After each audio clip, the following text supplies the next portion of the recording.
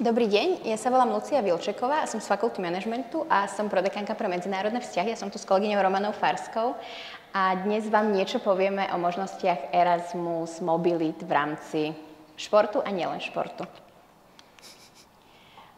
Erasmus je program, ktorý je zameraný na výmenu, na vzdelávanie, odbornú prípravu a na podporu mládeže a športu. Je to program, ktorý ponúka vycestovanie do zahraničia na získanie nejakých skúseností alebo nejakých nových vedomostí s grantovou podporou. A teda je to program, ktorý funguje v rámci Európskej únie. To znamená, že ten, ktorý cestuje, musí byť z Európskej únie a musí cestovať do Európskej únie a do nejakých tretích krajín. Treťou krajinou je napríklad Turecko. A dnes si predstavíme Erasmus štúdium, to znamená, že Erasmus, ktorý je vhodný pre študentov, stáže, to je tiež pre študentov alebo pre čerstvých absolventov, krátkodobé mobility, ktoré sa volajú BIPky, Erasmus pre podnikateľov a Erasmus a jeho možnosti v rámci športu. Erasmus štúdium umožňuje študentom absolvovať časť svojho štúdia v zahraničí. Je to pomerne veľká časť štúdia. Je to až 12 mesiacov v rámci bakalárskeho štúdia a 12 mesiacov v rámci magisterského štúdia. Takže študenti dokopy môžu stráviť počas celého štúdia takmer 2 roky v zahraničí a môžu sa rozhodnúť, či do toho zahraničia chcú vycestovať na jeden semester alebo teda na celý akademický rok. A takisto si môžu zvoliť aj ročník. Jediný ročník, ktorý nie je vhodný, je prvý ročník, lebo vlastne sa prihlasuje na Erasmus vždy až na nasledujúci akademický rok. Takže prváci sa už môžu prihlásiť na Erasmus, ale vycestovať môžu až v nasledujúcom akademickom roku. Teda Erasmus štúdium bol vymyslený na to, aby podporoval nejakú mobilitu medzi študentmi, aby študenti mali zahraničnú skúsenosť. To znamená, že napriek tomu, že ste študentom na Slovensku, môžete vycestovať do zahraničia, môžete študovať na nejakej zahraničnej univerzite, ktorá je v rámci tej partnerskej siete Erasmus univerzít. Môžete si zlepšiť, alebo teda cieľom je zlepšiť si vaše jazykové schopnosti a nejedná sa iba o angličtinu. Ak chcete študovať na nejakej francúzskej univerzite a hovoríte po francúzsky a tá univerzita ponúka takýmto výmenným študentom predmety po francúzsky, tak môžete študovať aj po francúzsky napríklad. A samozrejme to slúži na to, aby ste získali nielen, alebo študenti získali nielen medzinárodné skúsenosti, ale teda aj nadviazali nejaké kontakty. Čo sa týka podmienok účasti, tak študent musí byť študentom v našom prípade Slovenskej vysokej škole, môže byť denným alebo externým študentom a Erasmus sa ponúka aj na doktorandskom stupni. Ten študent musí byť zapísaný minimálne do 2. ročníka, keďže Erasmus funguje tak, že sa vždy prihlasujete na ten následujúci akademický rok a teda musíte byť stále študentom. Ak sa vám nepodarí, alebo respektíve ak nedokončíte ročník z nejakých dôvodov, tak samozrejme nemôžete ísť potom na Erasmus, lebo nie ste študentom. Výber študentov zvyčajne, vždy sa to líši od jednotlivých fakult, ale zvyčajne býva na základe nejakých akademických výsledkov, takže cieľom je vysielať študentov, ktorí zvládnu to štúdium v zahraničí, ich motivácie a teda aj to, že či sa tam budú vedieť dohovoriť, čiže nejakých jazykových predpokladov. Výber býva vždy na začiatku, alebo teda prihlášky bývajú na začiatku kalendárneho roka, čiže niekedy v tom období okolo januára máte možnosť prihlásiť sa na Erasmus pobyt a potom sa cestuje vždy ten nasledujúci akademický rok, čiže možnosť vycestovania je v septembri alebo potom na ďalší semester cca vo februári. Čo sa týka prihlásenia na Erasmus, tak Erasmus funguje cez fakultných koordinátorov. Každá fakulta má nejakého svojho koordinátora, ktorý vám tú výzvu, že Erasmus je otvorený, rozpošle a teda jeho cez prostredníctvom neho viete, že sa môžete prihlásiť a prihlasujete sa na univerzity, ktoré daná fakulta má vo svojom výbere a prihlasujete sa na univerzity, ktoré majú rovnaký študijný program ako ten, ktorý máte vy. Čo sa týka financovania, tak Erasmus financovanie je rozdelené na krajiny, ktoré sú drahšie a ktoré nie sú až také finančne náročné, ale teda dostanete grant, ktorý je podporou vášho štúdia v zahraničí, čiže nie je to grant, ktorý by vám mal pokryť všetky náklady. Niekedy sa to podarí, ale vo väčšine prípadov si musíte vedieť vypomôcť trošku aj sami. A Erasmus podporuje zelené cestovanie, takže keď cestujete zeleným spôsobom, tak dostanete nejaký príplatok za tú cestu na vašu mobilitu a takisto podporuje študentov s nejakými špeciálnymi potrebami a tí dostanú doplnkové financovanie. A to je zatiaľ z mojej strany všetko. Teraz vám kolegyňa povie o krátkodobých mobilitách a o stážach a potom ja sa vrátim s ďalšou témou.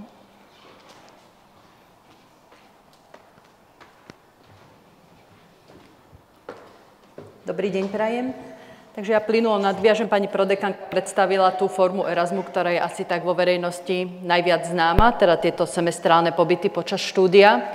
Keďže však čas ukázal, že sú vhodné aj iné typy mobilít v rámci programu Erasmus, tak nie tak dávno vznikol tento formát, ktorý teda my vo skrátene voláme BIPky, Blended Intensive Program, ktorý spočíva v tom, že sa do zahraničia vycestuje na kratší čas. Mnohí totiž to majú problém na jeden semester alebo aj dlhšie obdobie vycestovať do zahraničia, pretože majú svoje väzby alebo povinnosti také, že im to neumožňuje.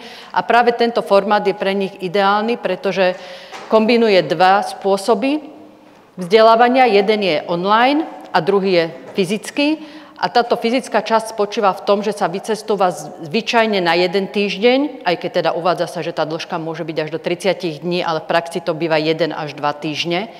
A druhá časť tejto mobility spočíva v tom, že sa pracuje online. A už závisí na tom organizátorovi, či táto online časť sa koná pred tou fyzickou mobilitou, pred tým fyzickým stretnutím, po ňom, prípadne aj. Čiže v praxi to vyzerá tak, že sa teda buď najprv stretnú iba virtuálne, prezentujú si nejakú tému, na ktorú je táto BIPka zameraná, rozdelia si práce, úlohy, pracujú na tom v rámci nejakých skupín študenti alebo účastníci, lebo to nie je len pre študentov. A potom sa stretnú fyzicky a si výsledky svojej práce odprezentujú, vymenia si názory, skúsenosti. Alebo to môže prebehnúť naopak, že sa teda najprv fyzicky stretnú, zoznámia sa s problematikou, býva vždycky súčasťou programu aj nejaká praktická, či už nejaká exkurzia, výlet, spoznávanie kultúry, krajiny a samotnej problematiky a potom pracujú ďalej, pokračujú v práci na nejakom projekte v online priestore a na záver si to opäť odprezentujú. Takže tie zamerania BIPky môžu byť veľmi rôznorodé, závisí od toho, teda na čo sa ktorá organizácia špecializuje. V praxi to funguje tak, že organizátorom takejto BIPky musia byť vždy 3 inštitúcie, keďže my sme z vysokoškolského prostredia, bývajú to minimálne 3 univerzity a otvorená BIPka je v prvom rade pre študentov alebo účastníkov z týchto organizácií, plus teda sa môžu pozvať aj ďalší. No, financovanie týchto BIPiek je také, že jednak grantovú podporu dostávajú samotní účastníci, ktorí vycestujú cez svoje domáce univerzity a koordinátorov, ale takisto financie dostáva aj organizátor BIPky, musí však splniť tú podmienku, že musí tam mať 15 zahraničných účastníkov. Ak ide o študentskú mobilitu, tak sa vníma táto BIPka ako jeden predmet, ako jeden kurz, za ktorý sa prideľujú kredity. Je stanovené, že to musia byť minimálne 3 kredity, ale môže to byť 5-6 kreditov, ktoré sa potom zarátajú študentom do ich štúdia. Takže ako som spomínala, to trvanie býva zvyčajne 5, niekedy 10, teoreticky až 30 dní, čiže opäť virtuálna časť pred alebo po fyzickej mobilite a intenzívna práca počas osobného stretnutia. A potom ďalšia forma mobilít, ktorá vzrastá na popularite, sú stáže. Stáže je možné sa zúčastniť či už počas štúdia na vysokej škole, alebo bezprostredne po ňom, tzv. Absolventské stáže, k tým sa potom vrátim. Stáž vám vlastne ponúka absolvovať nejakú praktickú skúsenosť v zahraničí, či už je to v nejakej spoločnosti, v organizácii.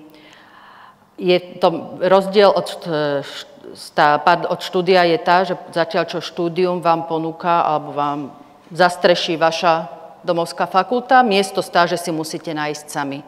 Čiže vy, ak si v zahraničí nájdete nejaký klub, organizáciu, ktorá vás chce akceptovať na stáž, tak môžete sa na takúto stáž vybrať. Dostanete finančnú podporu, opäť cez program Erasmus, ktorá je ešte o niečo vyššia, ako je finančná podpora pre štúdium.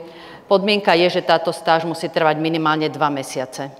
Čiže môžete ju realizovať buď cez prázdniny, prípadne ak je to stáž, ktorá blízko súvisí s vašim štúdiom a nájdete podporu na fakulte, môžete absolvovať aj počas semestra s tým, že si vopred musíte dohodnúť, že či vás škola teda uvoľní a umožní vám študovať individuálne počas tohto obdobia.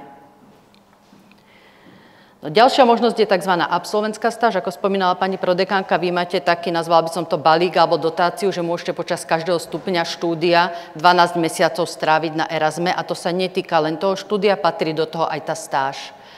Čiže vy, Ak si nevyčerpáte 12 mesiacov počas štúdia, máte ešte možnosť zvyšok tejto dotácie si vyčerpať do 12 mesiacov od ukončenia bakalárskeho alebo magisterského, prípadne doktorandského štúdia. Čiže vy, ak napríklad koncom mája ukončíte štúdium a teraz buď si dávate rok pauzy, nepokračujete, skončili ste magistra, nechcete ďalej študovať, tak do 12 mesiacov ukončenia štúdia môžete vycestovať na absolventskú stáž, avšak prihlásiť sa na ňu musíte ešte v čase, keď ste študentmi.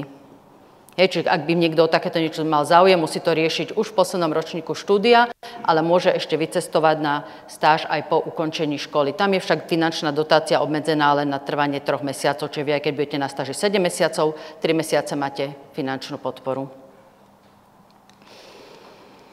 No. Takže je dôležité nájsť si tam toho partnera, ktorý vás vlastne príjme, akceptuje. On vám môže ešte pridávať aj nejakú inú podporu, zvyčajne to môže napríklad pomôcť s ubytovaním, niečo podobné, môže vám dať aj finančné, ale nemusí. Financie dostávate v prvom rade cez program Erasmus. No, dôležité je opäť, aby ste tento podnik, firmu, organizáciu zaujali, mať teda dobre pripravený nejaký profesný životopis a motivačný list.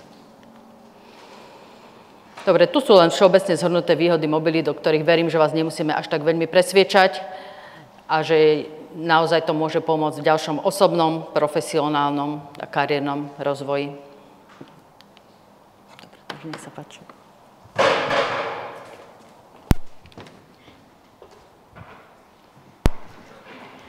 No a zase sa prestriedame sa preto, lebo doteraz sme prezentovali mobility, ktoré sú určené pre študentov, to znamená klasická študentská výmena, poprípade tie krátke mobilitné programy. Stáže sú také napomedzi, že buď ich môžete absolvovať ako študent, alebo krátko po skončení štúdia. A teraz vám odprezentujem dve možnosti, ktoré sú pre ľudí, ktorí už ukončili štúdium, ale teda chceli by sa nejakým spôsobom zúčastniť Erasmu. Prvá možnosť sa volá Erasmus pre podnikateľov a Erasmus pre podnikateľov bol vymyslený, všetky Erasmus programy sú dotované nejakým grantom. A Erasmus pre podnikateľov bol vymyslený ako podpora začínajúcich podnikateľov, ktorí nemusia byť nutne mladí alebo absolventi. Je to pre ľudí, ktorí buď plánujú začať podnikať, alebo podnikajú maximálne 3 roky a chceli by získať nejakú skúsenosť v zahraničí, ale nie, že pôjdu do toho zahraničia pracovať ako na stáž, ale že pôjdu na koučovanie, že nejaký partner zo zahraničia, ktorý má firmu podobného zamerania, sa podujme na to, že im ukáže, ako to robí on a teda im dá nejaké svoje know-how, poprípade im teda pomôže s rozbehnutím ich podnikania v domovskej krajine. Tým, že je to Erasmus program, tak si vyžaduje tiež, aby teda obidve zúčastnené strany, aj tí, ktorí cestujú na ten Erasmus, aj teda ten podnikateľ, ktorý prijíma týchto ľudí, aby boli v rámci Európskej únie. Takže cieľová skupina tohto Erasmu je podnikateľ, vo vašom prípade, alebo v našom prípade zo Slovenska, ktorý buď má iba podnikateľský plán, alebo podniká maximálne 3 roky a chce teda vycestovať na nejaký mentoring do zahraničia. A druhá strana, a to sa tiež jedná aj o slovenské firmy, že aj slovenské firmy sa môžu uchádzať o tie mentorské miesta. Že keď je nejaký podnikateľ, ktorý chce prijať niekoho zo zahraničia a pomôcť mu rozbehnúť tú jeho firmu, ktorú si plánuje otvoriť, tak je aj takáto možnosť. Čiže je to taký dvojstranný Erasmus. Pre začínajúcich podnikateľov to znamená, ak sa do tohto programu prihlásia, že im v nejakej databáze je ponúknutý zoznam firiem, ktorí majú podobné zameranie ako to, čomu sa chcú venovať oni. A teda vyberú si partnera, ktorý, keď ich príjme, tak za ním vycestujú a opakujem, nepracujú preňho, ale sa od neho učia. Čiže mali by prechádzať všetkými procesmi, ktoré ten podnikateľ má, vidieť všetky tie úskalia, ktoré by ich mohli čakať ich v domovskej krajine. A teda robia to preto, aby sa niečo naučili, aj aby získali nejaké kontakty v zahraničí a keď začnú podnikať, tak sa im bude podnikať lepšie. Pričom podmienkou tohto programu nie je, ak máte iba podnikateľský plán, že potom musíte začať podnikať. Takže nie je to tak, že keď využijete tento Erasmus a vycestujete, takže by ste museli začať podnikať. No a aké sú výhody pre tých podnikateľov, ktorí prijímajú týchto začínajúcich podnikateľov? Zase okrem získania nejakých kontaktov, že tiež sa možno že dozvedia, že ako v iných krajinách fungujú podobné biznisy alebo aké je to podnikateľské prostredie, tak to pre nich je celkom prestížne, že vedia niekoho takéhoto mentorovať a je to pre nich aj vlastne nejaký osobný rozvoj, že môžu v takejto úzkej spolupráci komunikovať s ostatnými podnikateľmi. Čo sa týka prihlásenia sa do programu, tak ten podnikateľ, ktorý chce mentorovať, sa iba prihlási do programu so svojou ponukou a ten podnikateľ, ktorý chce podnikať, tak musí mať vypracovaný podnikateľský plán, s ktorým sa do tohto programu prihlási. A potom, keď ten podnikateľský plán mu Národná agentúra, alebo teda ten, ktorý spravuje tento program, schváli, tak vlastne prichádza k tomu matchmakingu, že sa vyberú dvaja podnikatelia, ktorí potom budú spolupracovať. Tento Erasmus má pobyt zvyčajne od 1 do 6 mesiacov a teda je s grantom, tak ako všetky Erasmus výmeny. No a posledná oblasť, o ktorej dnes budeme rozprávať, je, aké sú možnosti Erasmu v športe. A tiež sa to už netýka štúdia, ale týka sa to profesionálov, ktorí pôsobia v oblasti športu. Erasmus program podporuje amatérsky šport a amatérske kluby a podporuje ho cez projekty. Tie projekty by mali byť zamerané buď na rozvoj športu v rámci Európy alebo budovanie kapacít organizácií, to znamená, aby sa tie amatérske organizácie dokázali zlepšovať, poprípade zlepšovanie vedomostí zamestnancov, ktorí sú v týchto amatérskych kluboch alebo organizáciách, alebo teda ak chce daný záujemca podporovať nejaký aktívny alebo ekologický životný štýl, poprípade za účelom vytvorenia európskych sietí trénerov alebo pracovníkov v športe.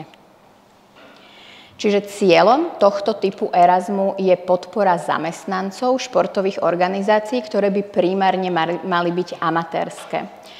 Podáva sa to ako projekt, čiže nie je to klasická výmena iba na vycestovania, tam sa Erasmus skončí, ale musí to byť celý projekt, ktorý má za úlohu rozvoj nejakého klubu alebo rozvoj tých jednotlivých zamestnancov alebo trénerov.